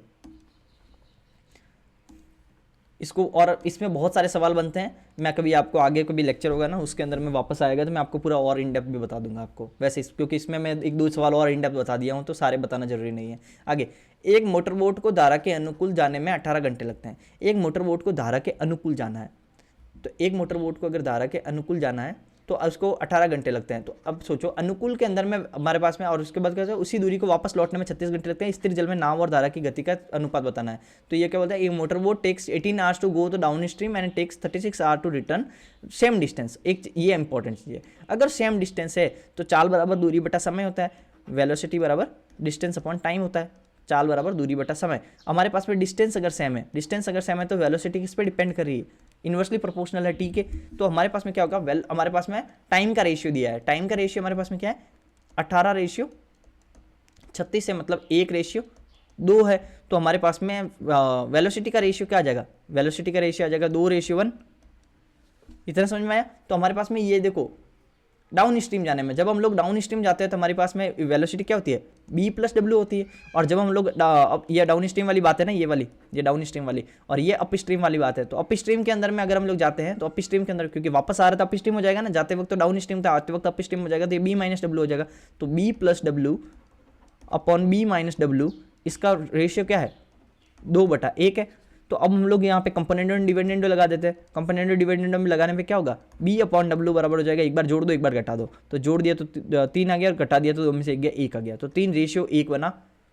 अब हम लोग एक बार और ध्यान रखना, 3:1 बना। लेकिन अगर हमारे पास में एक ऑप्शन और होता 1:3, ठीक है, एक और ये भी होता ना, तो हम लोग फिर चेक करते कि पहले किसका पूछा है, सिली मत कर देना। Find the ratio of the speed of the boat पहले लिखनी है, स्पीड ऑफ द बोट पहले लिखनी है, फिर स्पीड ऑफ द स्ट्रीम लिखनी है, फिर वाटर की लिखनी है। समझ में आ गया। तो यहाँ पे यही है। चलो आगे, कंपोनेंट डिपेंडेंट नहीं आता है ना, तो मैं आपको ये बता देता हूँ कि जब भी A+B/C+D, जब भी A+B/A-B P/Q के बराबर हो, तो हम लोग ये कर सकते हैं A/B बराबर P+Q/P-Q। मतलब इसका अगर हम लोग एक बार जोड़ा हुआ एक बार घटाया हुआ हम लोग हटा रहे हैं ना, तो इसमें डाल सकते हैं, कहने का मतलब ये है, ठीक है। तो ये कर सकते हैं। चलो ये आगे 18वां, के किस मान के लिए समीकरणों इन सबका प्रणाली में अनंत संख्या में हल है। अब मैंने क्या बताया था, जब भी इनफाइनाइट सॉल्यूशन है, तो इनफाइनाइट सॉल्यूशन कब होगी, जब पहली लाइन के ऊपर ही दूसरी लाइन आ जाए। पहली लाइन के ऊपर ही दूसरी लाइन आ जाएगी तभी तो इनफाइनाइट जगह पे टच करेगी। और जब पहली लाइन दूसरी लाइन के ऊपर आ रही है, इसका मतलब दोनों के रेशियोज तो सेम होंगे, दोनों इक्वेशन एकदम सेम होगी, ठीक है। तो क्या होगा, 4x अगर है यहाँ पे 5x है, तो 4/5 रेशियो सेम होने चाहिए, 4/5 इक्वल होना चाहिए 12/k के।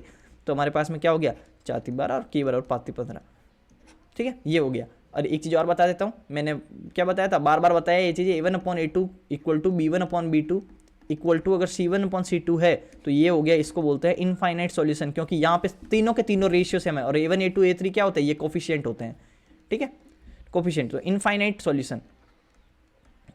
सॉल्यूशन अगर हमारे पास में A1/A2 इक्वल टू है B1/B2 नॉट इक्वल टू है C1/C2, इसका मतलब हमारे पास में जो C और C क्या डिसाइड करता है, ये जो C है ना, ये डिसाइड करता है intercept on the y axis, intercept on the y axis देखता है। तो इंटरसेप्ट अगर वाई एक्सिस पे थोड़ा ऊपर नीचे है, लेकिन ये जो दोनों A और B क्या देखते हैं, A और B देखता है स्लोप ऑफ लाइन, ठीक है।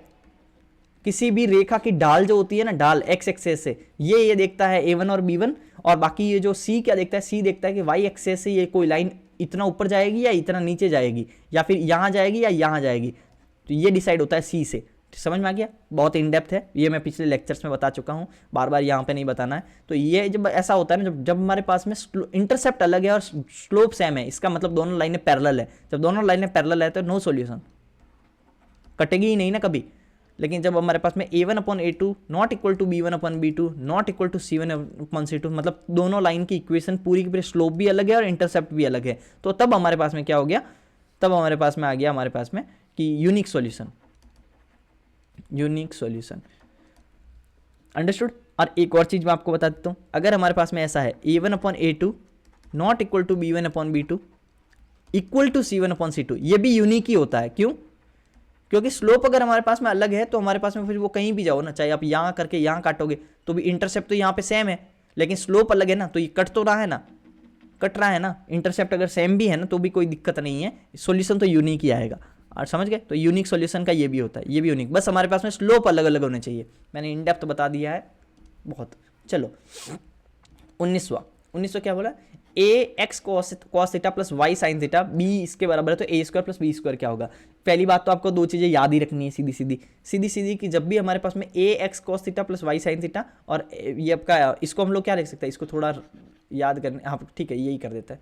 चलो ये अगर है ना, ये आपको याद ही रखना है कि ए स्क्वायर प्लस बी स्क्वायर जो होता है ना, वो ए स्क्वायर इधर का स्क्वायर और इधर के स्क्वायर को जोड़ेंगे ना, तो कोस और साइन के जो कोफिशिएंट है ना उनका स्क्वायर का सम रहता है, ये आपको याद रखना है। लेकिन दूसरा चीज़ क्या होगी, अगर याद नहीं है ना तो आप लोग ना इसको नॉर्मल मेथड से भी कर सकते हो, इसका स्क्वायर करके इसका स्क्वायर करके जोड़ दो, तो स्क्वायर किया तो ये इसका ए स्क्वायर आया, इसको जोड़ेंगे तो क्या आएगा, x square c square plus y square c square, y square s square plus हो गया 2xy एस सी हो गया साइन थीटा और कॉस थीटा, ध्यान रखना। इसको स्क्वायर कर दिया, इसको करेंगे तो क्या होगा, बी स्क्वायर बराबर हो जाएगा x square c square x square s square plus y square c square minus 2xy s c. अब हम लोग अगर इन दोनों को जोड़ दे तो ये तो कट ही जाएगा, तो अगर इन लोग इसमें जोड़ेंगे तो क्या होगा, x square c square y square c square common ले लिया तो क्या आ गया सी, आपको या करो या फिर ये काम करो, एक्स स्क्वायर कॉमन ले लो, इन दोनों में एक्स स्क्वायर कॉमन ले लो, तो एक्स स्क्वायर कॉमन लेंगे तो sign square theta plus cos square theta अंदर बनेगा तो 1 बन जाएगा, इसमें भी ये बन जाएगा तो प्लस वाई स्क्वायर होगा। तो हमारे पास में a square plus b square बराबर हो गया x square plus y square, ये हो गया दूसरा तरीका। तीसरा तरीका में क्या करो, यहाँ पे थीटा बराबर 0 डिग्री पुट कर दो। थीटा 0 डिग्री पुट करोगे तो ए बराबर साइन 0 हो जाएगा, तो ए और यहाँ पे 1 हो जाएगा तो ए बराबर एक्स हो जाएगा।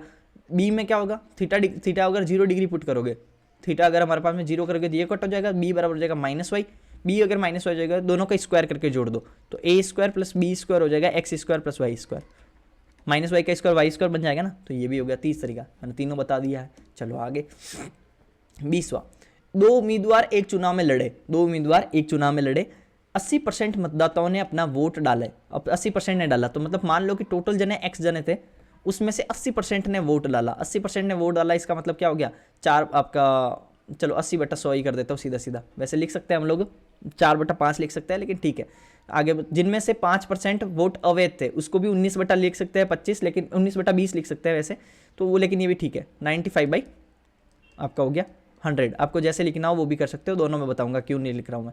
तो जिनमें से 5% वोट अवैध थे, अभी क्या हुआ, टोटल इतने जने थे उसमें से 80% ने वोट डाला तो 80% डाला, लोग जितनों में से डाला उसमें से 5 अवैध हो गए तो 95 बच गए। आगे क्या बोला, जीतने वाले उम्मीदवार को वैध मतों का, ये तो पूरे टोटल वैलिड वोट हुए ना, इतने जनों ने दिए और इतने अवैध हो गए, तो ये अवैध में से हटा दिया तो हमारे वैलिड हो गए, तो ये हमारे पास में है वैलिड वोट्स। अब ये क्या बोल रहे हैं, वैध वोटों का, वैलिड वोट्स का 70% जो है ना वो जीतने वाले को मिला, तो हारने, और ये क्या बोला, इतने मतों से जीत गया। अब सोचो कि मान लो कि वैलिड वोट्स हमारे पास में 100% है, 100% में से 70% तो जीतने वाले को मिल गया वैलिड वोट्स का, ये 100% वोट वैलिड का, वैलिड हमारे पास में वोट में से 70% तो इसको मिल गया, तो जो हारने वाला है ना उसको कितना मिला, 30%।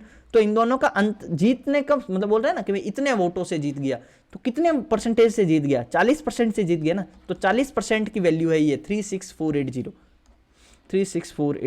तो हमारे टोटल वैलिड वोट्स का 40% की वैल्यू है ये, तो वैलिड वोट्स का 40%, तो 40% का मतलब हो गया आपका 40/100, इतना हो गया। इसकी वैल्यू है 36480। अब इसको हम लोग काट भी सकते हैं, काट सके तो कैसे काटेंगे, आपका हो गया ये 8 चौक 32, 0 ये काट दो, 8 चौक 32, तो ये 32 से काट देते हैं, 32 का 32, पीछे बचा 4, 32 का 32, उसके बाद में 12, 8 और 4 दूनी 8, ये 14 बार, ठीक है 114 ये हो गया। तो हमारे पास में अब इसको समझने का ट्राई करना, तो आपका क्या होगा, 114 बार ही गया ना, 8 चौक 32, 32 का 32, पीछे बचा 4, 32 पीछे बचा 12, 128, तो ये गया 114 बार, ठीक है।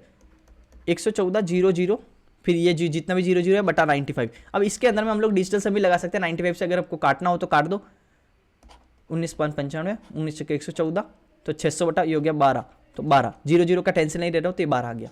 ये भी कर सकते हो। दूसरा चीज़ क्या हुआ, अगर हम लोग ये थोड़ा कैलकुलेशन ईजी कर लेते हैं तो हमारे पास में क्या हो गया, 4 बटा 5 कर दिया इसको हम लोगों ने क्या कर दिया कि 5% वोट अवैध है तो 19 बटा 20 हो गया, और 4 ये हो गया तो 4 बटा 10, 4 बटा 10 को भी ये लिख सकते हैं 20%, आपका 40% को हम लोग क्या लिख सकते हैं 2 बटा 5, तो ये हमारे पास में हो गया 236,480, ये भी कर सकते हैं। और यहाँ से हम लोग डायरेक्ट हम लोग क्या लगा सकते हैं, डायरेक्ट हम लोग डिजिटल सम भी लगा सकते हैं यहाँ से।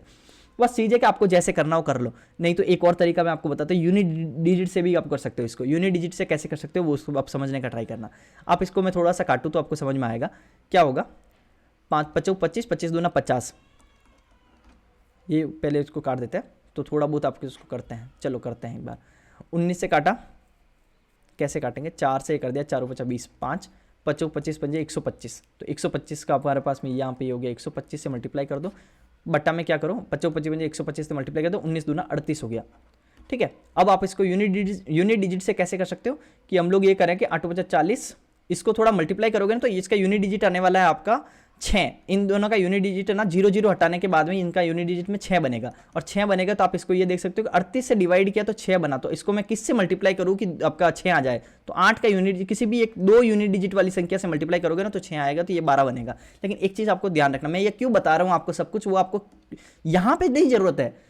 मैं एक चीज़ आप हमेशा ध्यान रखना है कि मैं खींच नहीं रहा हूँ ये, क्यों, क्योंकि इस सवाल में तो आप तो इजीली बहुत जल्दी कर लोगे, लेकिन कभी कभी क्या होगा आप इतने कैलकुलेशन में फंस जाओगे ना तो आपको क्या देखना पड़ेगा, जैसे ऊपर वाली कोई संख्या है 5 4 9 6 ऐसा कुछ संख्या आ गई और 8, और नीचे में मान लो कि 123 से मल्टीप्लाई हो रहा है, ऐसा कुछ संख्या आ गई 23, मान लो कि 23 की जगह पे 26 से मल्टीप्लाई हो रहा है मान लो ये है, तो आपको ये चीज समझना पड़ेगा कि फिर आपको डिवाइड नहीं करना है, फिर आपको ये देखना है कि 6 में ऐसी कौन सी संख्या का मल्टीप्लाई करो, मान लो एग्जैक्ट ऑप्शन है, मान लो कोई एग्जैक्ट ऑप्शन है, फिर आपको ये देखना है कि 6 में ऐसी कौन सी संख्या का मल्टीप्लाई करूँ कि यूनिट डिजिट 8 आ जाए, तो आपको पता है कि 6 3 18 होता है, तो ऐसा कोई ऑप्शन है क्या जिसका यूनिट डिजिट 3 है, तो इस तरह से आपको सोचना है, समझ गए। मान लो वैसे तो ये एग्जैक्ट जा नहीं रहा होगा, मैं तो जस्ट एग्जांपल ले रहा हूँ, तो आपको 6 का फिर से देखना है 6 में से 3 से मल्टीप्लाई करोगे तो 18 बन जाएगा, तो फिर 8 आएगा, तो इस तरह से आपको सोचना है। फिर आप ये भी सोच सकते हो कि 3 या तो 3 होगा, नहीं तो 8 भी तो मल्टीप्लाई करो तो यही आता है, 8 6 48 तो 8 बन रहा है, तो फिर आप देखो कि कोई यूनिट ऑप्शन में 8 भी है क्या, अगर 8 है ना तो फिर वो भी हो जाएगा, अगर 3 वाला नहीं है और 8 है तो फिर 8 वाला हो सकता है, तो इस तरह से आपको सोचना है। मैं आपको सोचना समझा रहा हूँ कि कैलकुलेशन कैसे करते हैं, ठीक है। बाकी सवाल तो बहुत ईजी है, सवालों को तो जल्दी जल्दी किया ही जा सकता है। ए बी और सी डी केंद्र ओ वाले एक वृत्त की खींची गई 2 समांतर जीवाएं हैं, तो अब समझो यहाँ पे 2 केस बनते हैं, 2 केस बनते हैं, मैं दोनों बता रहा हूँ, बाकी करने में तो एक लाइन में हो जाएगा।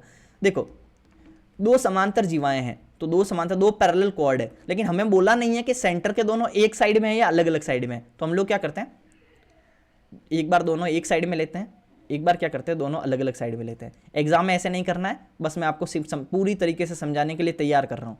ये हो गया। आगे दोनों जीवाओं के बीच की दूरी 21 है, दोनों जीवाओं के बीच की दूरी मान लो इन दोनों की दूरी क्या है 21 है, इन दोनों के बीच की, और इन दोनों के बीच की भी डिस्टेंस है 21, ऐसा मान लिया। आगे यदि ए बी और सी डी की लंबाई 24 और 18 है, आपको पता है कि ए बी बड़ा है, ए बी बड़ा है तो ऊपर वाली बड़ी वाली होगी, तो ए बी मैंने इसको मान लिया, तो ए बी क्या होगी, ये पूरी 24 है, पूरी 24 है तो आधी कितनी होगी, आधी 12 होगी, और ये कितनी होगी 18, 18 तो ये आधी कितनी होगी, आधी 9 होगी।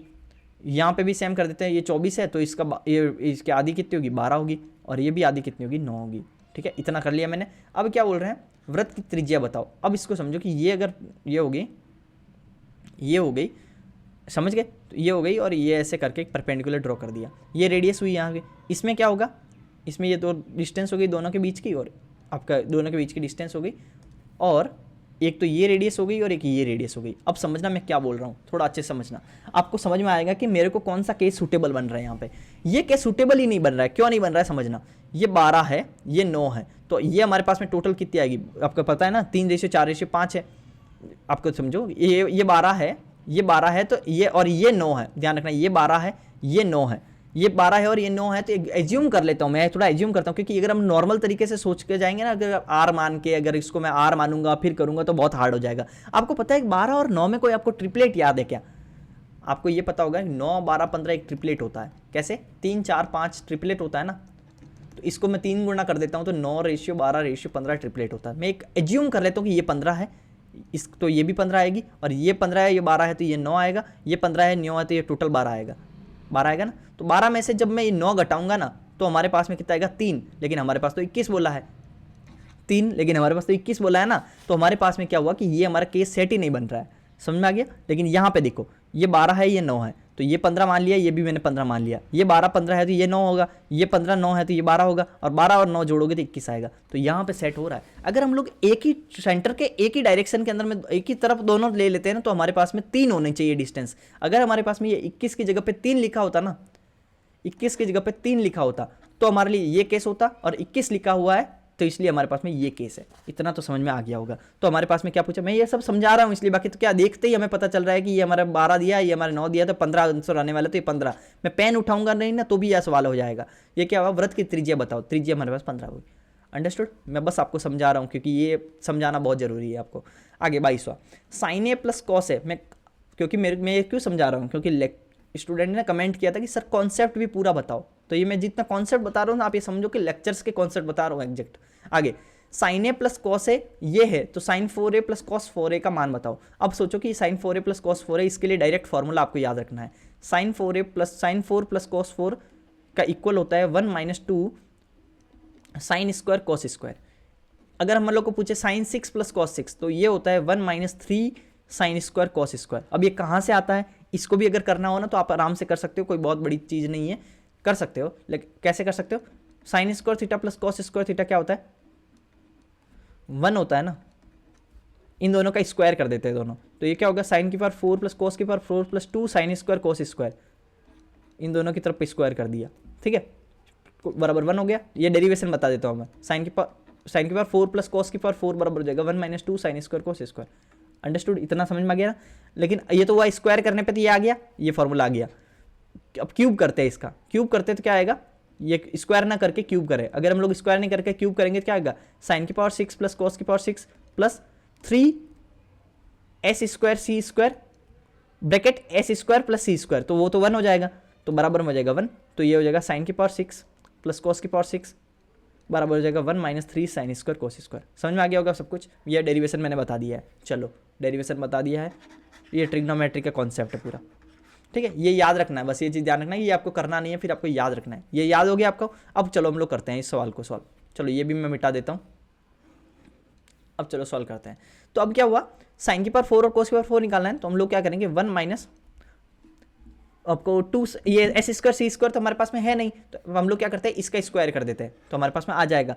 तो साइन को क्या करेंगे, sine square theta plus cos square theta plus 2 sine s c बराबर में हो जाएगा 1/8, दोनों तरफ स्क्वायर कर दिया तो S square plus c square तो 1 हो गया, तो 1 प्लस 2 एस सी बराबर हो जाएगा 1/8। तो एस सी बराबर क्या आ जाएगा, ये हो जाएगा -7/8 माइनस 7/8 इंटू 2, यही हुआ ना, -7/8 इंटू 2। अब हम लोग एस सी की वैल्यू रख देते हैं, 2 इंटू एस सी की वैल्यू रखो, एस सी की वैल्यू हो जाएगी 7 गुण 50 बटा 8 दूनी 16 16 16 256, यही हुआ ना, 8 दूनी 16 16 16 256, इसका स्क्वायर हो गया, तो ये हमारे पास में हो गया 256, तो ये हमारे पास में हो गया 128। तो 128 से ये इसमें से 128 में से 49 गया, तो ये कितना बचा 79/128, तो 79/128। समझ में आ गया होगा पूरा अच्छे से। चलो 23वां, एक टंकी को 2 पाइपों द्वारा अलग अलग 8 मिनट और 10 मिनट में भरा जा सकता है। तो एक टंकी पी है, एक टंकी क्यू है, इसको क्या हुआ, एक टंकी मतलब एक पाइप पी है और एक पाइप क्यू है, तो 8 मिनट और 10 मिनट में भरा जा सकता है। आगे दोनों पाइपों को एक निश्चित समय के लिए एक साथ खोला जाता है, लेकिन एक रुकावट के कारण पहले पाइप में 5/8 पानी और दूसरे पाइप में 3/5 पानी ही बहता है। हालांकि रुकावट से अचानक हटा दिया जाए और उस क्षण से 3 मिनट में टंकी भर गई, पूरा प्रवाह शुरू होने में कितना समय लगा। A cistern can be filled by 2 pipes in 8 minutes and 10 minutes separately. Both the pipes are open together for a certain time, but due to an obstruction only 5/8 of the full quantity of the water flowed through the former pipe and 3/5 through the latter pipe. However the obstruction was suddenly removed and the cistern was filled in 3 minutes. From that point, how long did it take before the full flow began? समझ में आ गया। अब समझते हैं, समझो। पहले तो मैं ना इंग्लिश का एक चीज बता देता हूं, ये जो लेटर वर्ड यूज हुआ है ना, इसके बारे में। एक होता है लेटर, इसका मतलब होता है लेटर यानी बाद में, ठीक है। ये लेटर का मतलब होता है कि जो आपका बाद में जो पाइप यूज हुआ ना, बाद में, जैसे कि यहाँ पे दूसरी बार जो इसका बात की गई है, लेटर मतलब दूसरी बार जिसकी बात की गई है, मतलब आपका 3/5 वाला पाइप जो आपका क्यू वाला है ना, 10 वाला, इसकी बात लेटर, ये तो हुआ बाद में, और ये होता है बाद वाला, ठीक है, बाद वाला। तो ये चीज़ ध्यान रखना, ये इंग्लिश वाला चीज़ हो गया। चलो, क्योंकि इंग्लिश एरर वाला जब आएगा ना तो ऐसे टाइप का भी आता है, ये इंपॉर्टेंट में आ जाता है। चलो आगे करते हैं। तो पी होगा 8/10 है, तो हमारे पास में क्या होगा 40, हम लोग को टोटल कैपेसिटी मान लिया 8/40, 10⁻40, ये हो गया। अब समझो मैं क्या बोलना चाह रहा हूँ। मान लो कि एक पाइप यहाँ इस समय चालू स्टार्ट हुए दोनों एक साथ में, और यहाँ पे आके भर गए, यहाँ पे आके क्या गए, भर गए। तो अब समझो कि इस जगह पे मान लो कि ये ना इतने देर तक तो साथ चले थे, लेकिन यहाँ पे क्या थे, दोनों के बीच में ऑब्स्ट्रक्शंस थी, ऑब्स्ट्रक्शन के कारण इनकी कैपेसिटी कम हो गई, ठीक है। लेकिन जब हमारे ऑब्स्ट्रक्शन खत्म हुए तो ये ना 3 मिनट है, ये चीज ध्यान रखना, ये 3 मिनट है। क्या बोला, लास्ट के 3 मिनट में क्या किए, पूरी कैपेसिटी से चले, क्योंकि अब तो ऑब्स्ट्रक्शन हट चुका है ना, तो पूरी कैपेसिटी से लास्ट के 3 मिनट चले होंगे। तो लास्ट के 3 मिनट अगर उसने पूरी कैपेसिटी से चले, और टंकी की टोटल कैपेसिटी 40 है, तो टंकी की टोटल कैपेसिटी 40 है, जिसमें से लास्ट के 3 मिनट पूरी कैपेसिटी से चले, इसका मतलब 5 और 4 9 की स्पीड से चले, 5 और 4 9, तो 1 मिनट में जब 9 भर रहा है तो लास्ट के 3 मिनट में 27 भर दिए होंगे ना। लास्ट के 3 मिनट में कितने भरे होंगे, 27। जब लास्ट के 3 मिनट में 27 भर दिए तो टोटल हमारे 40 में से 27 गया 13, तो ये 13 कब भरा, ये 13 तो यहां से यहां तक वो भरा होगा, इतना समझ में आ गया, 13 यहां से यहां तक में भरा होगा। अब सोचो कि जब शुरू में ऑब्स्ट्रक्शन थे ना, अब यहाँ पे ऑब्स्ट्रक्शन थे, ये ऑब्स्ट्रक्शन वाले हैं, ये बिना ऑब्स्ट्रक्शन है, ठीक है, ये बिना ऑब्स्ट्रक्शन। तो ऑब्स्ट्रक्शन में स्पीड कम हो गई थी, तो 5 की स्पीड क्या हो गई थी, 5 की स्पीड है ना 5/8 गुना थी, और आपकी दूसरी जो 4 की स्पीड है ना, ये 3/5 गुना थी, यही बोल रहा ना। तो ये आपकी स्पीड क्या हो गई थी, कम हो गई थी। स्पीड जब इनकी कम हो गई थी तो इस स्पीड से इसने भरा है 13 वाला, इतना समझ में गया। तो टाइम कितना लगेगा वो देख लेते, 25 25 पंजे 125, 125 प्लस 4 3 12, 12 8 96 बटा 8/40, ये हो गया। इसकी स्पीड से 13 के भरा। अब हमारे पास में ये कितना हो गया, 6 और 5 11, आपका हो गया 6 और 5 11, 11 का हिस्सल का 1, हो गया 9 10 11 1 12 2 हसल का 1, 1 और 1 2, 221, ये हो रहा है ना। 6 और 5 11 का 1 हसल का 1, 9 10 11 1 12, 12 का 2 हसल का 1 और 1 और 1 2, तो 221, तो 221/40, ये हो गया 13। तो 200, ये इस स्पीड से 13 टंकी भर रहा है, तो कितना समय लगेगा, टी बराबर होगा 13 × 40/221, समझ में आ गया। अब इसको थोड़ा काट देते हैं, इसको काटे, किससे कटेगा, ये कटेगा आपका, चलो काट देते हैं। तो ये आपका किससे कटेगा, ये आपको काट देते हैं, 2 2 4 1 5 हो गया, 13 13, फिर 7 और 8 9, 13 7 91, ये हो गया। 7 दूना 34, 7 दूना 34 और पीछे बटा 6, 2 से 6/17, अंडरस्टूड। 13 से कट रहा है ये 13, और पीछे 7 और 8 9, 13 7 91, ठीक है, 2 से 6/13, 2 से 6/17, ठीक है। चलो आपका समझ में आ गया होगा, नहीं समझ में आया ना तो बस एक ही चीज़ बता देता हूँ, पी क्यू 1 सेकंड में करें तो 8 10 40, 8 8/40, 10 × 40, ये हो गया। और लास्ट के 3 मिनट के अंदर में हमारा क्या बचा, 3 मिनट के अंदर में फुल कैपेसिटी थी, तो 5 और 4 9 9, लास्ट के 3 मिनट में फुल कैपेसिटी तो 27 भर गया होगा, पीछे बचा 13, और 8 की स्पीड से 8 ना 5 की स्पीड से चला था, 5/8 की स्पीड से, और ये का बचा था 3/5 की स्पीड से ये चला था। तो हमारे पास में ये टोटल करोगे तो 221/40 आ जाएगा। इसमें 13 भरा है, इस स्पीड से 13 भरा है, ये स्पीड से, तो टाइम कितना हो जाएगा, टाइम बराबर हो जाएगा 13/221 × 40, ये वापस मैंने बता दिया 13, ये हो गया 13 का 13, 13 7 91, 40/17, 40/17 में 70 दूना 34, पीछे बचा 6, 2 से 6/17, वापस बता दिया। चलो आगे 24वां एक्सपेंडिचर ऑफ द कंपनी, ये हो गया। अब ये पूरा का पूरा जो भी लिखा हुआ है हम लोग को नहीं पढ़ना इतना। दी गई अवधि के दौरान कंपनी द्वारा भुगतान किए गए बोनस की कुल राशि, ये तो गया बोनस, इसकी कुल राशि, इस अवधि के दौरान भुगतान किए गए वेतन की कुल राशि, वेतन कितना है, ये सैलरी वेतन की कुल राशि के लगभग कितना प्रतिशत है। तो पहले ये देखो बोनस को जोड़ देते हैं, 6 7 8 8 8 16 और 4 20, 20 का 0 हसल का 2, 8 और 6 14 15 16, 16 और 5 अब क्या होगा, 16 और 5 21, 21 और 9 30 हसल का 3, अब क्या हो गया 3 6 2 3 6 3 9 6 12 5 15 16 17, तो हो गया 17, तो 17.00 मतलब 17 हो गया ये आपका बोनस।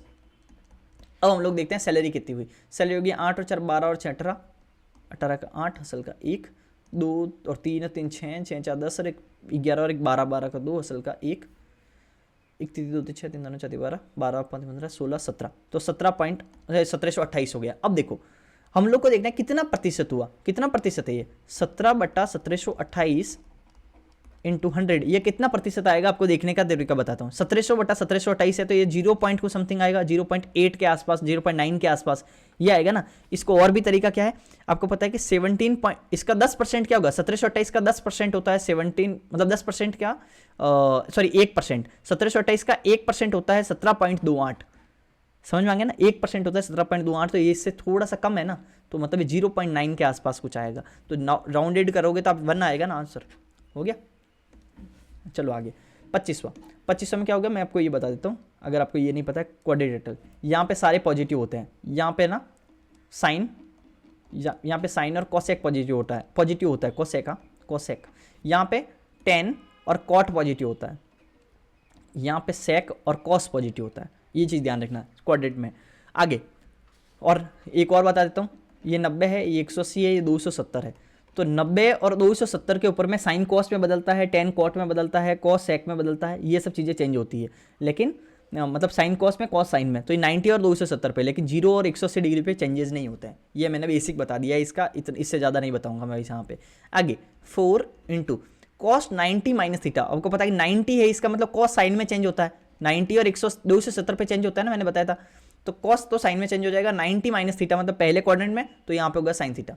आगे साइन को 90 प्लस थीटा, साइन 90 है तो इसका मतलब चेंज होगा, साइन कॉस में बदल जाएगा, क्यूब हो जाएगा, और 90 प्लस थीटा है तो वहाँ पे साइन तो पॉजिटिव रहता ही है ना दूसरे में, 90 प्लस थीटा मतलब दूसरे में आ गया, और दूसरे में तो साइन पॉजिटिव ही रहता है, तो cos theta, cos cube theta.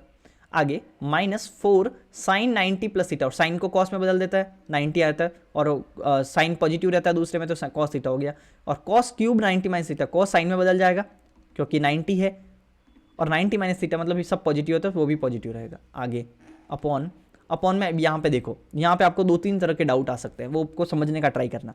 Cos, इसको मैं थोड़ा डिवाइड कर देता हूँ, क्या अगर 90 + 4 थीटा आया ना, 90 + 4 थीटा, लेकिन अब इसको आपको डाउट क्या आएगा वो थोड़ा समझना। आपको लगेगा कि 90 है ना, तो 90 पे चेंज होगा, तो कॉस 90 में चेंज होगा तो साइन हो जाएगा, और आपको पता है कि 90 प्लस इधर साइड में आएगा, तो यहाँ तो कॉस क्या रहता है, कॉस नेगेटिव रहता है, तो हमारे पास में नेगेटिव आएगा और फिर 4 थीटा आएगा। लेकिन अब यहाँ पे आपको डाउट क्या आ सकता है वो थोड़ा समझने का ट्राई करना। आपको डाउट आ सकता है सर थीटा अगर 4 थीटा है ना, तो थीटा अगर 9 आपका 45 भी हुआ तो ये तो ना यहाँ आ जा रहा है, 45 दूना 90, 90 दूना 180, ये तो यहाँ आ गया, इसमें प्लस करोगे 180 प्लस करोगे तो ये तो फिर इधर साइड में चीज़ें चल जाएगी ना, इधर में आ जाएगी। तो अगर मान लो 45 है, अगर मान लो 30 भी होगा तो ये 120 हो जाएगा, तो ये यहाँ वैल्यू आ जाएगी ना। तो आपको ये नहीं सोचना है, आपको बस इतना सोचना है कि ये 90 प्लस है, तो जब भी इससे कुछ भी प्लस करो चाहे वो कितना ही वैल्यू हो घूम के, वो जब 90 के रेस्पेक्ट में बात होगी ना, तो फिर हम लोग ये दूसरे क्वाड्रेंट का मतलब ये नहीं है कि ये क्वाड्रेंट, इसका मतलब है कि 90 से जस्ट आगे, 90 के रेस्पेक्ट में जब जस्ट आगे बात करेंगे ना, तो यहाँ पे आपको सीधा सीधा आपको माइनस में आ जाएगा ये कॉस। आपको इसका जो मेन डेरिवेशन होता है ना, वो वहाँ पे ये नहीं बोलता है कि सिर्फ यहीं तक वैल्यू लिमिट होनी चाहिए। अगर हम लोग ये भी बोले ना कॉस 90 + 1 लाख, ठीक है ना, कॉस 90 + 1 लाख कुछ भी हो ना, तो भी हमारे पास में कॉस साइन में चेंज होगा, ये चीज समझना, कॉस साइन में चेंज होगा और फिर यहाँ पे माइनस आएगा क्योंकि 90 के रेस्पेक्ट में बात करें, और फिर 1 लाख आएगा। तो ये चीज आपको ध्यान रखनी है, मैं बहुत इंपॉर्टेंट चीज बता रहा हूँ क्योंकि ये कंफ्यूजन मैंने देखा था अभी कुछ कमेंट सेक्शन के अंदर में देखा था कि कोई ये सवाल जो है ना पूछ रहा था। तो ये क्या पूछ रहे थे कि 90 प्लस है तो ये 90 से छोटा हो जरूरी नहीं है, 90 के रेस्पेक्ट में जब भी बात होगी तो वो साइन में चेंज होगा और फिर माइनस आएगा यहाँ पे। ये चीज ध्यान रखना चाहिए, यहाँ पे थीटा कुछ भी हो, थीटा चाहे छोटा हो 90 से, चाहे छोटा नहीं हो 90 से, उससे कुछ फर्क नहीं पड़ता है। ठीक है, चलो ये आपका ये हो गया, इसको थोड़ा मिटा देते हैं। चलो अब हम लोग आगे करते हैं। इसको क्या हुआ, कॉस 90 + 4 थीटा होगा ना, तो आपका हो जाएगा माइनस साइन 4 थीटा। इतना समझ में आया। अब इनमें से मैं क्या करता हूँ, 4 sine theta cos theta common ले लेता हूँ। 4 sine theta cos theta common लिया तो यहाँ पे बना कॉस स्क्वायर, यहाँ पे बना साइन स्क्वायर, और यहाँ पे क्या हुआ minus sine 4 theta. Minus sine 4 theta को मैं क्या लिख सकता हूँ, साइन 2 थीटा का फॉर्मूला क्या होता है 2 साइन थीटा कॉस थीटा। तो जब 4 थीटा होगा तो साइन 2 थीटा को हो जाएगा ना, अगर 4 होगा तो फिर क्या होगा 2 साइन 2 थीटा कॉस 2 थीटा, आधा हो जाएगा। थीटा 2 थीटा जब थीटा हो रहा था 4 थीटा 2 थीटा हो जाएगा। तो यहाँ पे क्या होगा -2 साइन 2 थीटा कॉस 2 थीटा। इतना समझ में आया। और अब देखो cos 2 थीटा का फॉर्मूला क्या होता है? cos 2 थीटा का फॉर्मूला होता है cos square theta, cos 2 theta का फॉर्मूला होता है cos square theta minus sign square theta. ठीक है, तो cos square theta minus sign square theta cos theta से कैंसिल हो जाएगा। इतना समझ में आ गया? अब देखो, अब साइन 2 थीटा को फिर से मैं 2 साइन थीटा cos थीटा लिख देता हूँ, तो 4 sine theta cos theta upon minus 2 into 2 sine theta cos theta, तो 2 से 2 कैंसिल, 4 ये sine theta cos theta cancel हो गया, तो -1 बचा, तो -1 आ गया आंसर। अंडरस्टूड? ये पूरा का पूरा मैंने बता दिया। यहाँ पे थीटा की कोई वैल्यू भी लिख सकते हो, लेकिन बात यहाँ है कि ये इतना इजी सवाल है ना, मैं तो बस बता रहा हूँ इसलिए, बाकी तो ये तो बहुत बहुत जल्दी हो सकता है। तो कहने का मतलब थीटा की वैल्यू पुट करने की जरूरत नहीं है, वैल्यू पुट करोगे तो हार्ड हो जाएगा इवन। ठीक है, चलो आपको पूरा मैंने 25 सवाल बता दिए हैं, एक एक सवाल मैंने 2-2 3-3 कॉन्सेप्ट बेस से भी बताए हैं, और इवन इस लेक्चर के अंदर में तो मैंने बहुत ज़्यादा कॉन्सेप्ट बता दिया है। ऐसा लग रहा है कि मैं आपको थ्योरी वगैरह भी बता रहा हूँ और सब कुछ बता दिया है। अगर आपको कुछ भी पसंद आया है, तो कमेंट करो, लाइक करो और बताओ मुझे कि आपको कैसा लगा। ठीक है, आपको नोट्स वगैरह बनाने नहीं है, सवालों के सवाल डाउट पूछ रहे थे, नोट्स नहीं बनाने हैं, आपको वो लिखना है जो हार्ड सवाल के कॉन्सेप्ट्स है या फिर हार्ड सवाल है ना, वो ही लिखने हैं। हर सवालों के नोट नहीं करने हैं। जो बिगिनर होते हैं वो क्या करते हैं, सवाल लिखते हैं, आंसर लिखते हैं, सवाल लिखते हैं। आपको बुक थोड़ी छापनी है, तो बुक नहीं छापनी है ना, आपको सिर्फ प्रैक्टिस करनी है। प्रैक्टिस करो। जहाँ पे कॉन्सेप्ट या फिर ट्रिक्स या फिर ऐसा कुछ लगे ना, तो वो लिखो, या फिर हार्ड सवाल एकदम हार्ड लगे कि वो आपको कभी देखा ही नहीं है तो लिखो। शुरू के अगर पहली बार पढ़ रहे हो ना, तब तो आपको वो भी नहीं लिखना है, क्योंकि शुरू के अंदर में तो आप क्या करोगे, आपको हर सवाल हार्ड ही लगेगा। ठीक है ना, तो आप हर लिखने बैठ जाओगे तो फिर आपका कुछ नहीं होगा। आप पहले क्या करो, एक बार पूरा चैप्टर पढ़ो, एक बार सवालों को करो। जब पहली बार पूरा कर लो और आपको समझ में आ जाए ना, तो दूसरी बार के अंदर में हार्ड सवालों को लिखो। दूसरी बार के अंदर में, दूसरी तीसरी बार में जब आपको लगे कि यार ये अब भी नहीं हो रहा है, फिर वहां पे लिख के उसकी प्रैक्टिस करो। समझ गए ना? पहली बार में तो कुछ भी नहीं लिखना है, पहली बार में तो लिखोगे तो हालत खराब हो जाएगी आपकी। ठीक है, आप पहले प्रैक्टिस करो, लेक्चर देखो, फिर सवालों की प्रैक्टिस करो, इस तरह से किया करो। चलो, थैंक यू। अगर आपको पसंद आया है तो अगले वाले लेक्चर को भी देखना। परसेंटेज और जो आपका ये परसेंटेज और इसके अलावा कौन सा था आपका, प्रॉफिट एंड लॉस, इन दोनों के 1 शॉट हमारे आ गए हैं। इन दोनों के 1 शॉट आपको A to Z पूरे करने हैं, ये चीज़ ध्यान रख लेना। 16-17 हज़ार जिन्होंने परसेंटेज वाला आपको देखा है, और 1 शॉट ये प्रॉफिट लॉस का तो कल ही आया, 3-4 हज़ार जिन्होंने वो देख लिया है। तो आपको ये चीज़ ध्यान रखना है, आपको पूरा का पूरा देखना है। और तभी अगर आपने हमारा 1 शॉट देख लिया ना, एक चीज़ ध्यान रखना, अगर मेरा 1 शॉट देख लिया तो आपको गारंटी लेता हूँ कि आपको कोर्स वगैरह के अंदर में इतना ना घूमने की जरूरत नहीं पड़ेगी। कोर्स के अंदर में 1 शॉट मेरा कंप्लीट है, 1 शॉट। ये चीज़ ध्यान रखना। अगर आपको थोड़ा भी इतना सा भी मैथ्स अगर आता है ना, गुणा भाग के भी आपको आता है ना, तो भी वहाँ पे समझ में आ जाएगा। मैंने एकदम जीरो से स्टार्ट किया है। तो आपको अगर पसंद आया है ये लेक्चर भी, तो फिर आप क्या कीजिए, वो भी देख लीजिए, और पिछले जितने भी सीरीज़ के लेक्चर है, मैथ सिलेक्शन सीरीज़ के, वो भी आप देख लीजिए। ठीक है, चलो बाय बाय, थैंक यू।